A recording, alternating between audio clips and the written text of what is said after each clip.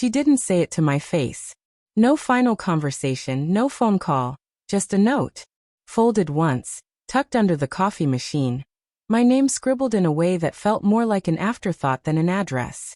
I deserve someone successful. Someone who makes me feel alive.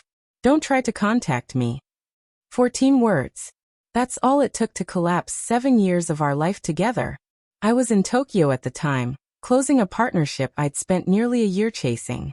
While I was finalizing contracts, she was finalizing her escape. She timed it perfectly, rent paid, fridge stocked, apartment spotless. I wouldn't be home for another 10 days. 10 days gave her enough time to vanish without a single loose end. I didn't cry. I didn't shout or tear the place apart.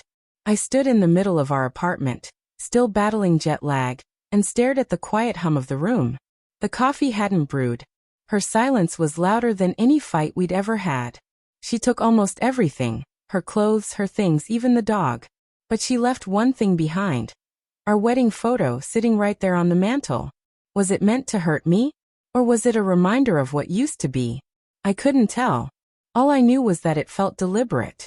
We'd met back in high school. She was the center of every room. The girl with a spark behind her eyes and ambition sharper than most people's wit. I was the quiet one, invisible to most. Just the kid who fixed the school's computers and built websites for local businesses to save for community college. She liked that I listened, that I wasn't competing for attention. She said I made her feel safe. I thought that meant love. I was wrong. We married young. I hustled hard, working 3 jobs just to keep us afloat. Whenever I brought up ideas about launching a startup or building something of my own, she rolled her eyes. She wanted luxury, glamour, yacht parties, designer shoes. I wanted peace, a workspace, a garage, and a laptop. We were speaking 2 entirely different languages, and I didn't realize it until it was far too late. The signs had been there all along. I just explained them away as stress or the grind of life. A second phone she kept for work, a sudden obsession with the gym, those odd smiles she wore while texting someone she never named. Then one night, just before I flew out to Tokyo, she came to bed late. Her hair was damp from a shower, her phone buzzed twice before she turned it face down. She smelled like a man's cologne, one I didn't own. I said nothing. You don't beg someone to stay when they've already mentally packed their bags. 2 days after I found her note, I stood alone on my Tokyo hotel balcony. The air was cold. I poured myself a glass of whiskey, not to drink but just to feel the burn in my hands, the sting of it against my skin. I looked out into the city lights and whispered to the dark sky, "Fine. You win.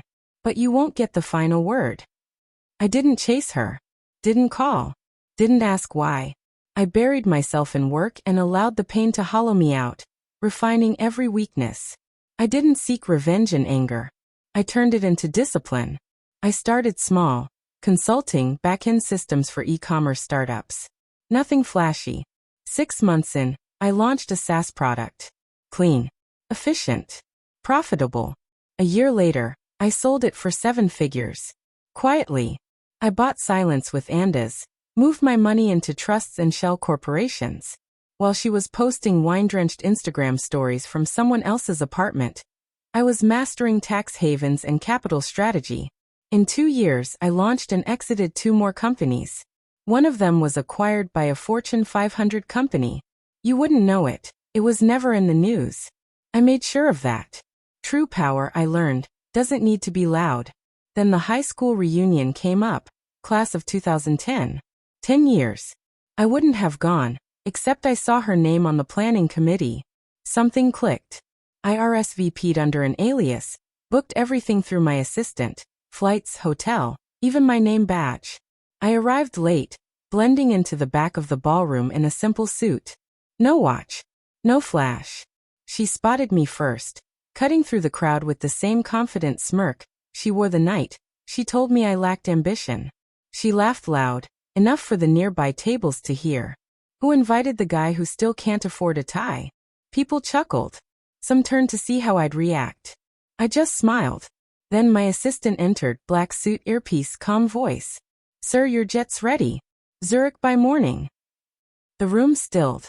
She didn't react at first, but I saw her hand tremble slightly as she reached for her wine glass. I nodded once and walked right past her. She didn't follow. She didn't speak. 10 minutes later, my phone buzzed, 157 missed calls.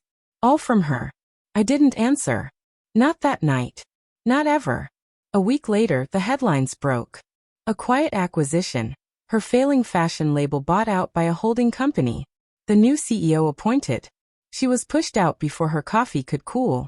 The next day, she posted a tearful video on social media, blaming corporate manipulation. I never stepped forward, never took credit. I didn't need to. They say revenge is best served cold. I disagree.